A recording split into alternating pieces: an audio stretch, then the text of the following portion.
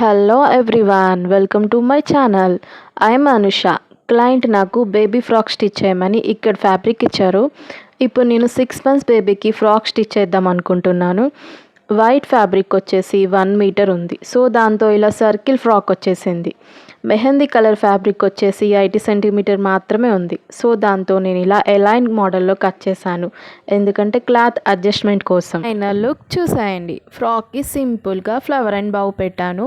Neck and arm రౌండ్కి కూడా and బౌకి కూడా pink colour పైపింగ్తో finishing ఇచ్చాను, లుక్ కొంచెం ఎలివేట్ అవ్వడం కోసం.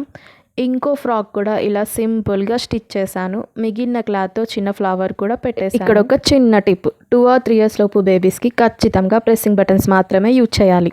ఉక్సులు కాజాలు మాత్రం అస్సలు వాడకూడదు. పడుకున్నప్పుడు గుచ్చుకుంటూ కంఫర్ట్ లేకుండా చాలా ఇరిటేటింగ్గా ఉంటుంది. అందుకే ఖచ్చితంగా ప్రెస్సింగ్ బటన్స్ మాత్రమే వాడాలి.